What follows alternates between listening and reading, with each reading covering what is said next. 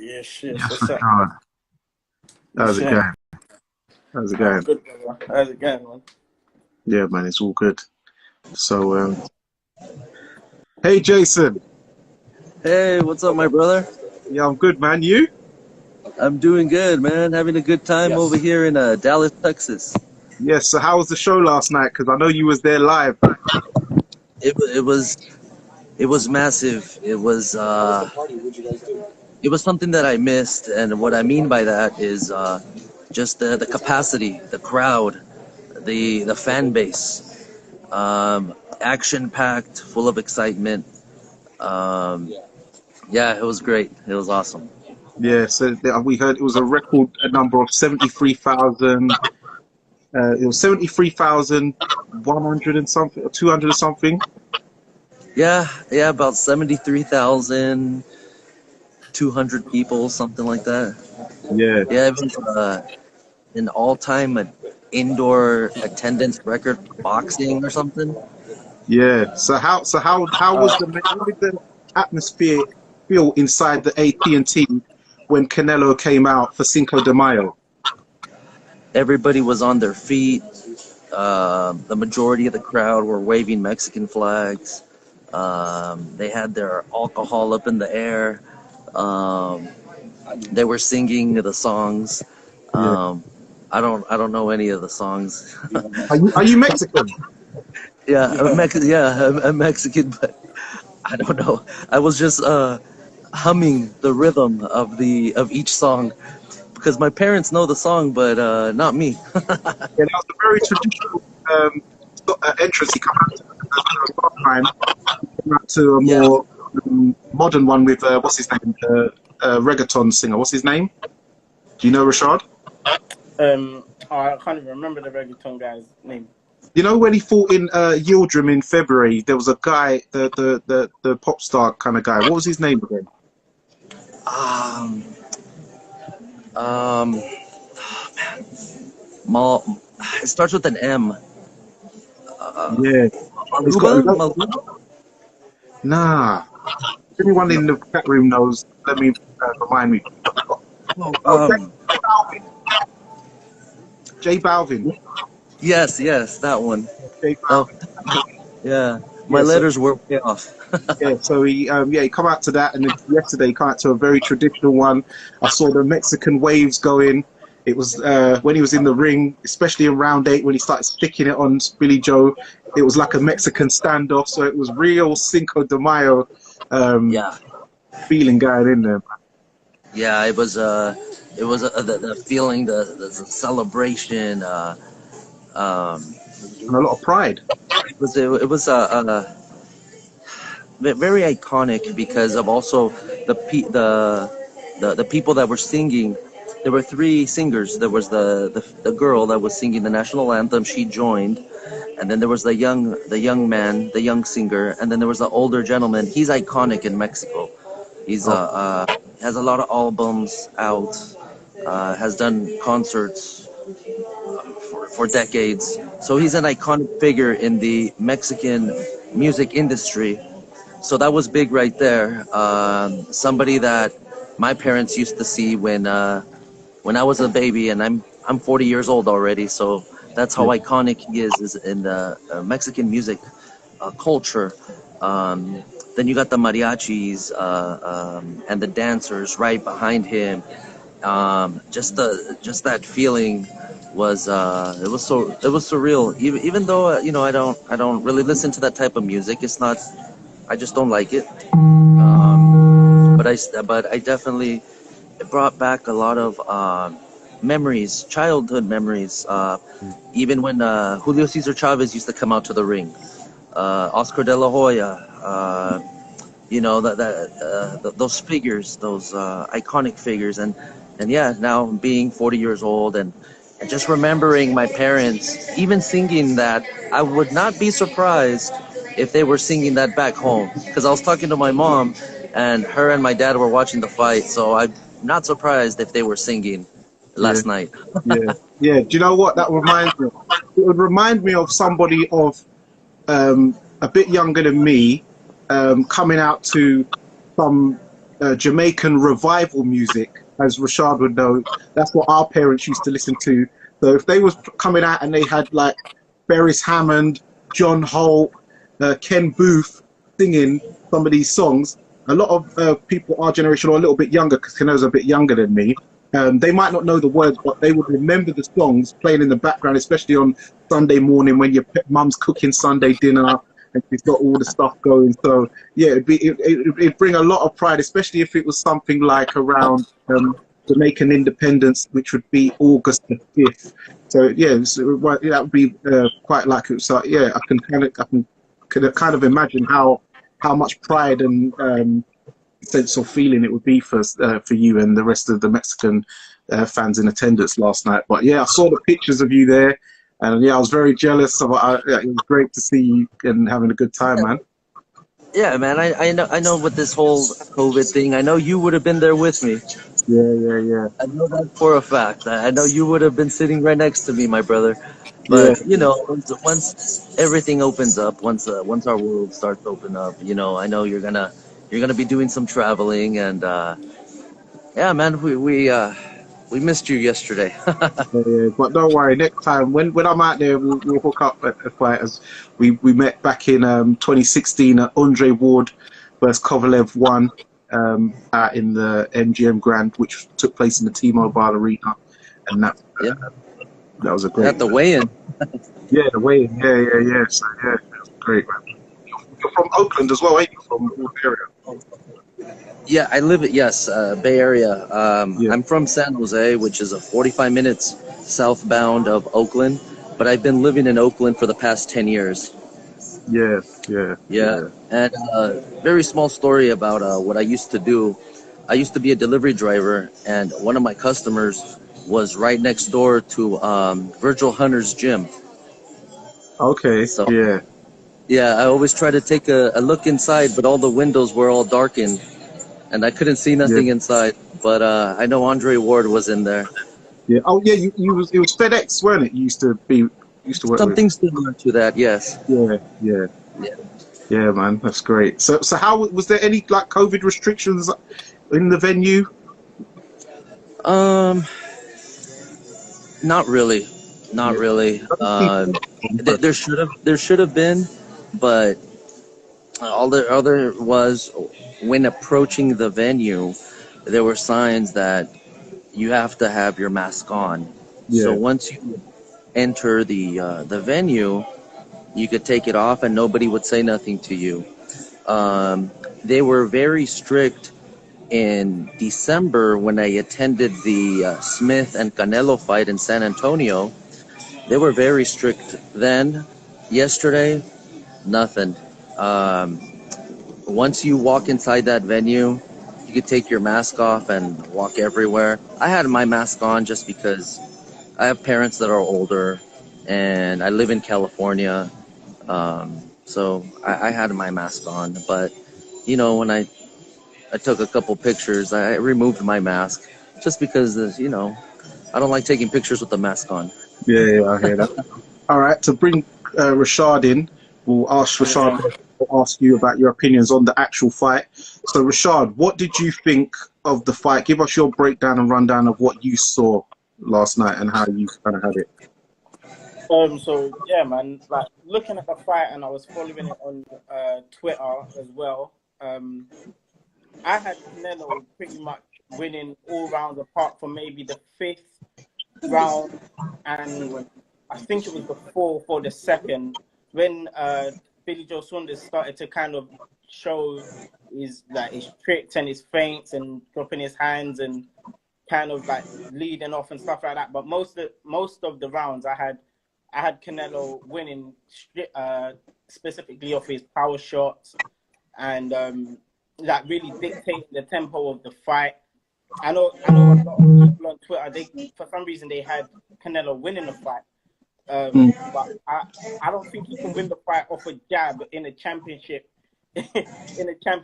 fight, just pity patter jabs and moving around. And when you look at the statistics at the end of the fight as well, which basically showed Canelo was way more clinical in his punches landed, and he didn't have to throw as many I know that Billy Joe Saunders missed a percentage more than Canelo was. So that in itself was showing that Canelo was dictating the fight and winning the rounds round by round. So yeah, I had Canelo up by at least 5 before the knockout. So yeah. So what did you think of Chris Mannix' scorecard? Because he seemed to have Billy Joe up by what, 3-4 rounds, something like that? I really didn't understand that. I was thinking like maybe ringside, it'll be good to get your opinion as well, because maybe ringside you were seeing something that on TV we wasn't quite seeing, or maybe people at ringside were seeing that we weren't really seeing on TV, because I don't understand how anybody could have had Billy Joe Saunders up just because his style was maybe making Canelo miss a few, and he was pattering a few jabs and like 1 or 2 rights here or there. But yeah, I definitely had Canelo winning the round. Like, during the pod. Definitely off his power punches alone and dictating the tempo of the fight. Yeah. So Jason, as Rashad asked, because you was there inside the venue, so you would have a different perspective than us who was watching on TV. How did you score? How was you scoring the fight, and who did you score was dominating? And what did you? What was your score account of what you scored? It was the first round I had that to Billy Joe, and you know that's the type of the fight. Well, first off, the type of fighter that Canelo is. The first 2 rounds he'll give them to you, just like back then when Floyd Mayweather would give you the first 3 rounds.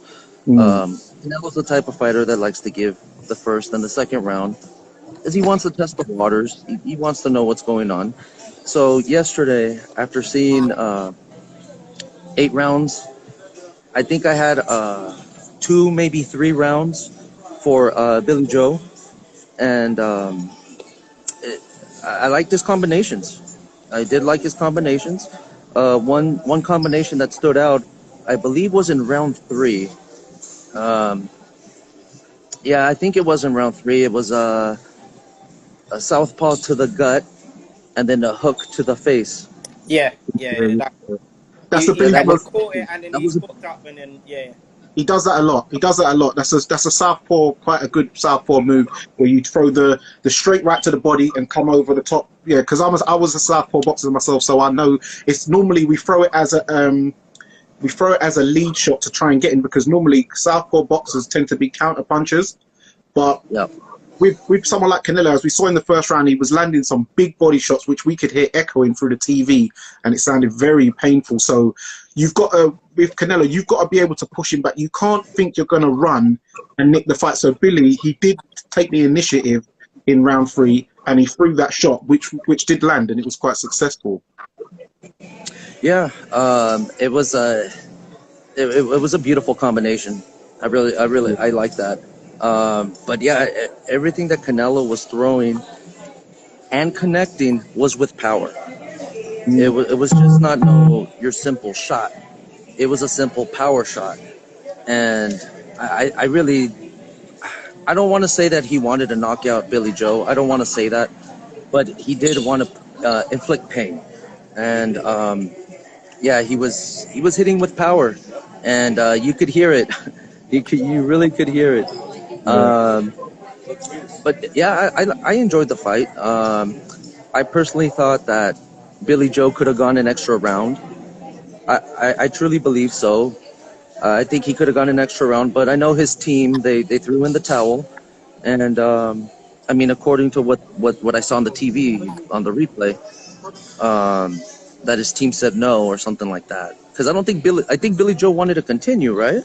No, what the actual story was is that he went back to the corner, and he was like closing his eye on purpose, but the cut man was opening it so he could see, which was kind of giving it away. And his coach, Mark Tibbs, was talking to him, like saying, "No, you're okay."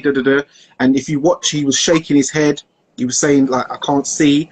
So Mark Tibbs was saying on interviews he didn't want to sort of take away his dignity. And things were said in the corner, his body language, and he didn't give me the response I wanted, which was, he said that you're okay to continue, and he didn't give the right response. So Mark's just pulled it off for him. But he said the body language and the words he was saying was more or less saying, "Get me out of here, but don't make me say it." because of his pride as a fighter. Oh wow. Okay. I didn't know. You know, it's very different when you're there live, and Yeah. then you look up to the big screen, and then it's like, wait a minute, I don't remember seeing that while staring at the ring. You know. Yeah, but we get a Oh wow. different camera because we've got a different TV crew over with the Zone. We had like the British broadcasters, so they would more focus in on Billy Joe corner because we can't understand what Eddie Reynoso is going to be saying. So there's no point going to the Canelo corner because we're not going to understand what is being said. So it was very yeah. He basically in more or less words. He wanted his way. I don't like to say he quit because we found out later that he's had multiple fractures on his eye socket orbital area and is a broken cheek. Yeah, so it's going to be very painful. But the main flack he's getting because he was making fun of a British boxer who was in a British and Commonwealth title fight, and he had the same injury and he took a knee. And Billy Joe said prior that he would never do that. He would rather die. And this guy called Daniel Dubois, that he's a quitter. So when it's funny that this happened in, when was it, Rashad? November or December? December. So it's funny that 5 months later, the exact same injuries happened to him, and he's bailed out. So it's just crazy. Oh wow. Yeah. I like the fight. I really wish that there was another round, you know, but right after that, the whole team they rushed him to the back. From what I was told was that they flew him out in a helicopter. Oh, I don't know. Yeah, I mean I don't. Yeah, I don't know. That's something about an ambulance, and he chose a helicopter. I don't know. We did see a helicopter take off as we were leaving the venue, but I mean, I don't know. Yeah, well, he had to have surgery this morning, so maybe he did get flown to a destination to get the surgery. But what I'd like to touch on is, because I see some people in the comments, I see Josh Boxer, he believes he has Caleb Plant as a favourite to beat Canelo in September. What do you guys think? So we'll start with Rashad. I think Caleb Plant is a slick, very good technical boxer, very, very good. But when we're talking about Canelo and Caleb Plant, we then go back to the resume of Canelo, the elite level championship fighter that he's at. That Caleb Plant, obviously, he's a champion, but he's never fought anybody of the category that we would put Canelo in, the Triple Gs and you could even say Billy Joe Saunders, so Jacobs, whoever else, Mayweather's. Caleb Plant is a very good fighter, very, very good fighter. I actually think he's super entertaining to watch, but I think he's a fighter that Canelo would stop. What's your view, Jace?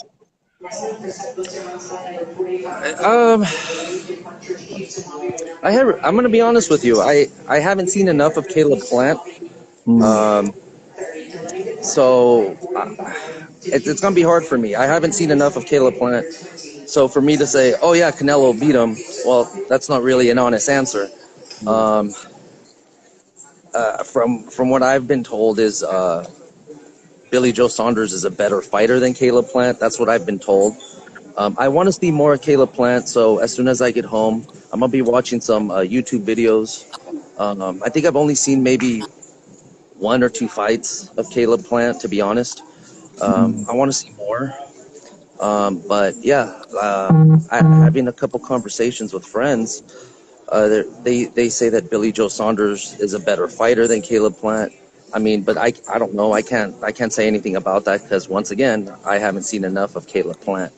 I do think they will fight this year. The target is September for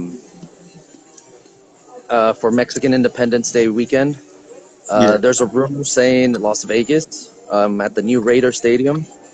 Okay. That's just, you know how rumors are. Somebody says something and everybody believes it.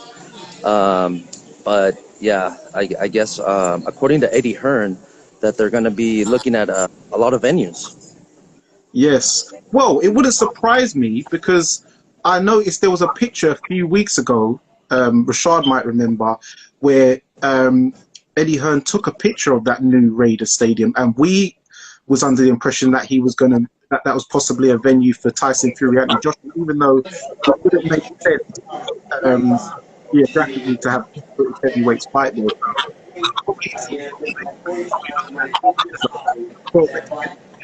No, fighting another, and that would make quite make sense. So I can't really hear you. Oh, you can hear me. I said, oh, that a few weeks ago. Do you remember the picture where Eddie Hearn on his story posted the picture of the Raiders Stadium in Vegas, and we thought that it was for Joshua Fury, but we know that it wouldn't really make sense to host it there, so it probably was for Canelo's September date. But for me, with Caleb Plant, I don't think that he'd be good enough to beat Canelo. I saw his last fight against Caleb Truax. That didn't show me anything that he was going to cause Canelo much problems. The only person I can see beating Canelo would be, once again, I always say it, is my boy David Benavidez. He's from Phoenix, Arizona. You must know him. And I think that's the only guy who I give a shot at beating Canelo right now. What do you guys think? I think David Benavidez, from like watching him, I've always thought that he would be a fighter that would definitely cause Canelo problems. He's big, he's strong, he's got very good fundamentals, his jab, and if he could withstand body shots and dictate his fight on Canelo, him being a lot bigger and physically imposing, I think it could be a good fight for Benavidez. But again, when we look at how Canelo dealt with Callum Smith, we know that size isn't really too much of an issue for Canelo when it comes to imposing big fighters, especially like Kovalev, Callum Smith. So it would be interesting to see how Benavidez negates himself in the ring against Canelo. But I do think he could cause Canelo some problems in that fight. What other guys do you see having a chance? Do you see, what about Demetrius Andrade, Carlo? I don't think Demetrius Andrade has a chance against Canelo. I think Charlo, somebody mentioned it in there. Charlo is definitely somebody that I would like to see fight Canelo. But I just think Canelo's in a league of his own at the moment. I don't think that there's anybody out there that really beats him unless he has a bad day. If he dips in performance levels against these top fighters, there's obviously a possibility where he could be beaten, but I don't think he'd be knocked out. I think he'd lose on points. But I reckon Charlo will be a very stern test. It's probably one of the better fighters, I think, would have an opportunity to beat him. What about you, Jason? What do you think about Demetrius Andrade or Charlo or Benavidez against Canelo? Well, the fight I would personally like to see get signed right away would be Charlo and Benavidez. That's the fight that I would like to see. I think that would be an excellent fight. It would be a very good fight, actually, very entertaining. You know, I do want to see Andrade fight again. But yeah, if there was a fight that needs to be made right now, it has to be Charlo and Benavidez, because also I think they had a little bit back and forth as far as, I want to fight you, you're not ready, you're too young. They had some sort of conversation or something. So that fight needs to happen. You know, I would love to see that fight. I think it would be very, you know, like I mentioned before, I think it would be very entertaining. Yeah. If you were to ask me who could walk out with the victory, I would say Benavidez. I would say Benavidez. Probably by decision. Mm.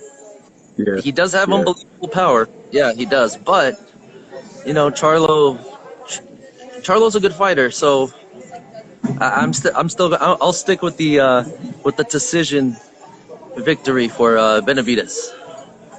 yeah. El Bandera. Oh, you're cutting out, it seems. I don't know if you're in the It's airport. kind of hard. I'm Yeah. at the airport. It's hard. Oh, okay. But what's it? I'll let you go, and I'll get another guest on because I see you're a bit busy. But thank you for joining us, and we'll catch up shortly, brother. But pleasure chatting with you guys, and we'll talk soon. Yeah, maybe in September we'll be There's no me, man. Yeah. So Rashad, so what was your thoughts on? Or Say that again. You're breaking up. can you hear me now? Yeah, yeah. Yeah. So did you feel that? What was your thoughts of Billy in the corner? I think he was hurt, man. He was hurt, and he knew going out for the ninth. He knew he was gonna get knocked out, and he obviously suggested to Mark Tibbs that I can't see like the moment you suggest to your cornerman that you can't see in a championship fight against somebody like Canelo, he's obviously not gonna let you back out. And I watched the interview with Radio Raheem, and Mark Tibbs suggested that he did say that he couldn't see. So in saying that, like you said, obviously Mark Tibbs kind of sparing his blushes and not wanting to say that he quit. But he's obviously suggesting that if you can't see, then you can't go out and box. And especially as Mark Tibbs kept on using the term like it's his lead eye. It's his lead eye. So that would suggest like you're looking at someone you can't see. And Canelo, what's Canelo's favorite punch? It's the left hook, fake left hook to the body, hook to the head. So if you can't see that punch coming, you're obviously gonna want to not be in there. So yeah, man, it was quite clear that he basically retired in his store, man. Yeah. That's what it seemed like for going by what I saw. Yeah, lead eye and stuff like that. And it seemed the heat was coming on. It was the cooker turned up to gas mark 9, as we saw once he landed that hook, the uppercut. Sorry. Yeah. Canelo started waving the crowd. They was getting the Mexican wave. They was cheering. He was lamping him hard. It was getting on tops from that. That uppercut for me was definitely there for most of the night, and I definitely feel like that's something Canelo's watched in his last 2 fights when Billy Joe Saunders he kind of starts getting a little bit tired. He definitely leans to that side to cover up, to do the shoulder roll. So Canelo definitely was looking at that and looking to throw that punch free as soon as he saw the shoulder roll there for seeing him do the shoulder roll. He came straight in with the right uppercut to the body and effectively landed it on the head because Billy Joe Saunders was leaning down. So yeah. From what I saw, Canelo would have been studying that, but it's because Billy has a habit of doing that in previous fights. What he does this thing where he does a dip and pivots. Because even when you look at the David Lemieux fights and stuff like that, he does the dip pivot and then tries to spin off and then throw his shots, dip pivot. So he would have been working on that because you see he's trying to time him for that dip. So when he as he missed, he went for the dip pivot, but Canelo was right there and he met face to fist. Exactly. So yeah, it's a move that Billy does as normally when Floyd he throws a straight right and then dips under and then circles out. But Billy Joe as a southpaw does the dip pivots around you. But that time he didn't get out of the way, which he was able to for most of the night. But it just takes one time for a man to time you, and there you go, man. This is it. It was a good fight. Do you know who I really liked watching? The Cissokho Conway fight. I really think that Cissokho, very very clean sharp boxer. I think he's gonna, because I think was it super welterweight or something like that. What was he? Yeah. Light middle. Yeah, super 154. Yeah, he looks like he's going to be a good fighter in that division. He's very clean, very sharp, very textbook European style, but he boxes really well. I guess Conway obviously wasn't really at his level, but it'll be interesting to see how he does against other fighters in that division, because he's coming up with 13-0 now. So yeah, he'll be a guy making noise in that division for sure. Yeah, I was impressed with that, and the reason why is because at the weigh-in not yesterday, 2 days ago, that a lot of people looked at the size difference, because Kieran Conway was very big compared to him, but it was like, oh, it looks like two different weight divisions. But Cissokho was able to negate that and out-jab him, outscore him, and outskill him, really. It was only, in the 9th round where he got caught with a double uppercut, and he went down. But apart from that, I scored it 98-91. So I don't know how that judge had it 97-92 to Conway. I don't know what he was on. To be fair, when Conway threw that uppercut, I was always saying that, for me, I felt like the uppercut was there for most of the night. He just wasn't throwing it, and especially being a taller fighter, you want to be able to throw that lead uppercut when someone's ducking down, because it's there. It's literally there. So I think if he would have used that punch earlier in the fight more often, he might have had a lot more success, and it might have been a little bit different. But yeah, man, Cissokho definitely outskilled, outboxed him, and yeah, I had him winning most of the rounds. So yeah, it's a good fight. Yeah. So what was your thoughts on? Did you manage to catch Frank Sanchez versus Naga Aguilera? Oh, that fucking that was stupid. That was ridiculous, bro.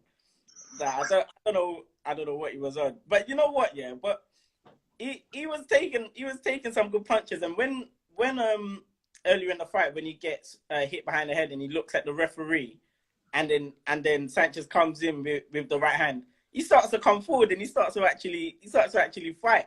And what made me realize was that, okay, Sanchez isn't a bad fighter. They talk about his movement and how good he's one of the best movers in the division as a heavyweight, and compared him to the other Cuban that fought Deontay Wilder. Luis Ortiz. He always compares him to, like, they've been comparing him to Luis Ortiz and saying, like, he's a better mover than Luis Ortiz and all that. But I think that he doesn't carry as much power as they make out, and he's a decent fighter in the division, but he'd have a lot of problems against a lot of heavyweights in the division, simply because he thinks he can go in and bowl them out. And I just think, yeah, he's okay, but he's not that good. Yeah. What's his name? Aguilera.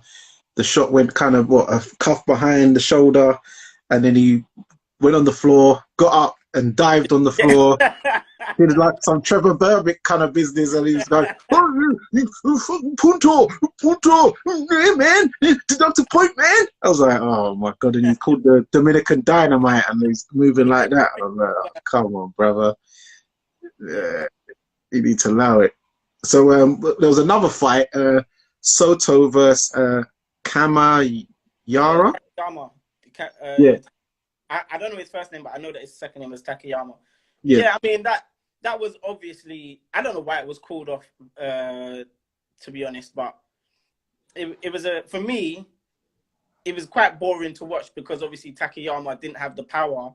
He obviously had a very good skill set, maybe for Japan, but he just didn't have the power to really affect Soto in any way. And anytime Soto landed, he basically wobbled him or moved him around the ring. So it was quite frustrating to watch, and maybe it was frustrating for the referee why he pulled it off. Yeah, because you know what? After the first round, when he was like wobbling, we thought, okay, this one's going to be kind of over quick. Exactly. And my man was stubborn. He normally fights at a weight below. He just come out of retirement, and Soto couldn't get rid of him. And then, they was having some toe-to-toe. And I was thinking, what I worked out is that because the ring walk was meant to be at 4, Takayama was like killing the time. Like, hold on, this brother's still here. Like, we meant to So the ref thought, no, we need to call this off because we need to get this ring walk at 4. Yeah. That's literally what I thought. When I looked at the time, I was thinking, yeah, it's like 5-2 now. Like, just land a couple. As soon as he landed a couple heavy shots, it was like, yeah, okay. Yeah. Like, we know you're not going down. But yeah, it was it was a funny one, but nothing really entertaining. Quite kind of reminded me of like a little man, you know, like a little man fight. I really thought that Soto would have been able to get him out, but the fact that he couldn't just spoke volume, really. Yeah. So next week we've got Matchroom Show headlined by Joshua Buatsi now as Terry Harper's broke her hand or injured her hand. Yeah. He's fighting a guy called Dos Santos from France. What do you think about this fight coming up, and what do you think about Joshua? I don't know much about this Dos Santos guy at all. I need to go and have a look and see what he's got about him. But I mean, Buatsi, as we know, he's definitely on course to being like a really big force in that division. But yeah, it's just going to be interesting to. He's been out the ring for quite a long time as well, Buatsi, hasn't he? So it's going to be interesting to see how he is, in this fight, and then see what's on the horizon for him, depending on how he comes through this fight. If he goes in there and he blasts him out in like 4 or 5 rounds, obviously everybody's going to be screaming a title fight in the next fight. But yeah, they've taken their time with Buatsi, so it'll be interesting to see, with him having such a long time not in the ring, what he does. Yeah. I'm trying to think of any other people on that. What do you think of the Buatsi fight? You know the Santos guy?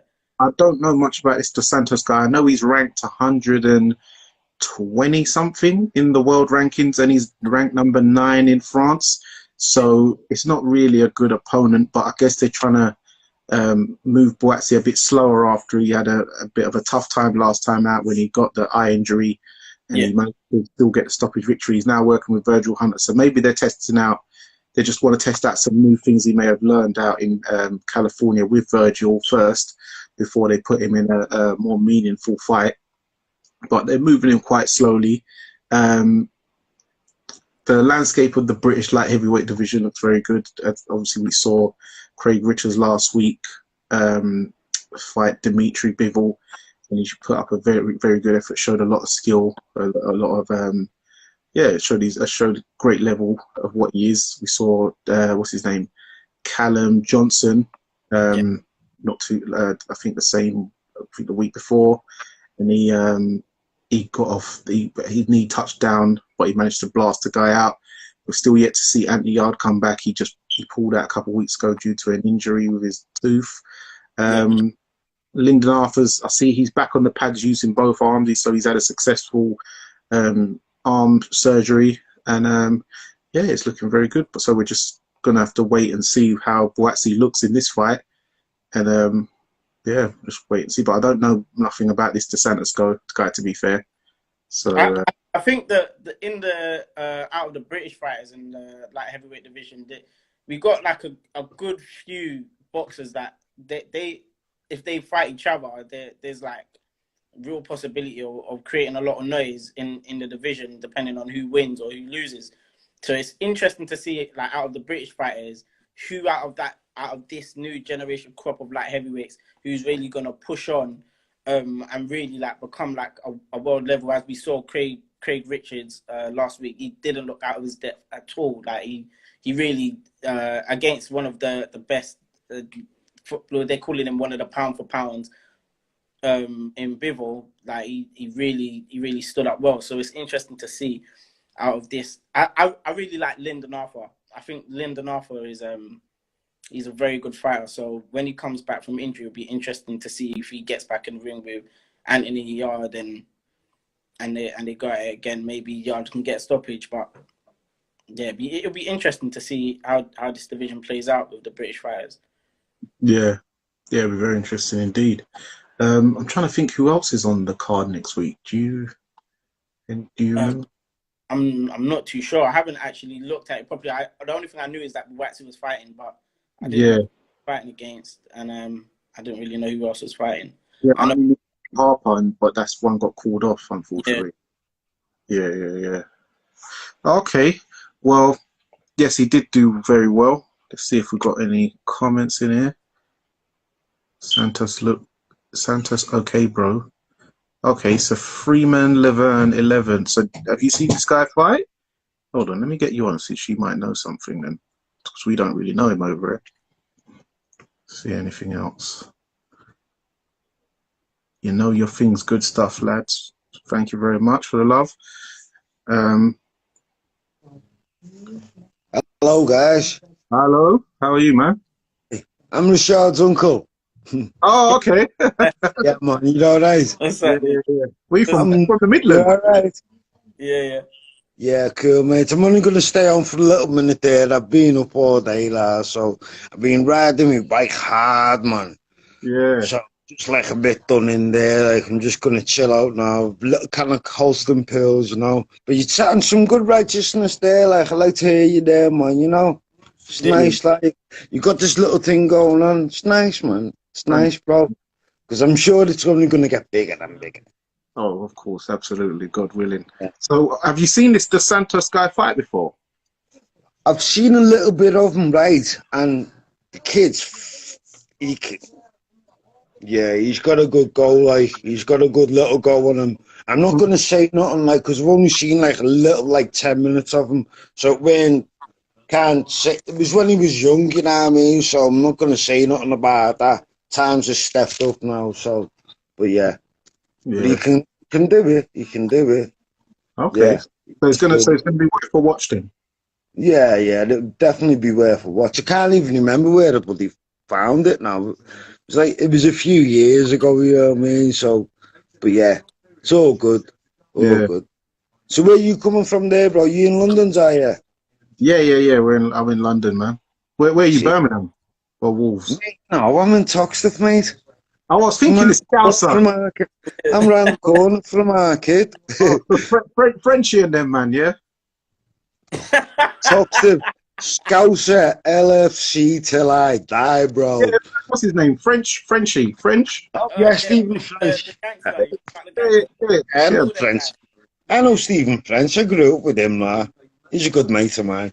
Yeah, Good mate of mine. Like. Do you still see Tony Bellew around at all? No. I don't see him around the area, lad. He's too much money now, bro. You know what I mean?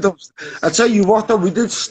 He set up a program with Jamie Carragher, I think it was, doing the Lecky bike thing around Liverpool. But it's about you got to hide them, like put money. It's a bit weird way they've done it. It's too much though, you know what I mean? It's money things like. But like trying to help the community. But you can't help community if you're charging them that much though for a bloody Lecky bike, you know what I mean? Just to hire one. You know what I mean? You can get in these Lecky scooters if you've got a a license now for £5-10 a day. I don't know. The world's going crazy, bro. The world's going crazy. So which fighters do you see around? Do you see David Price, Joe Selkirk, John Conte? I don't see none of them mans, man. They don't live in Toxteth. Nah. They don't live in Toxteth. Nah. Anthony Fowler? Nah. I see Natasha Jonas. Okay. Yeah. I see Natasha Jonas around, I see her. She's Toxtonian to death. But as far as them mans, nah. Don't even come to get a haircut, bro. You know what I mean?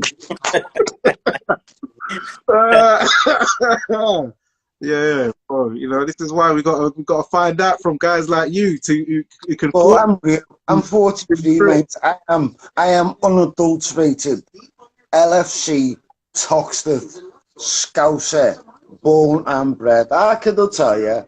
He'll tell you who I am. You know what I mean? But I'm the good people in our family. We're all good. I make our kid have a laugh, and we all have a laugh. You know what I mean? I love that. Yeah. It's all love, bro. It's all love, kid. You know 100.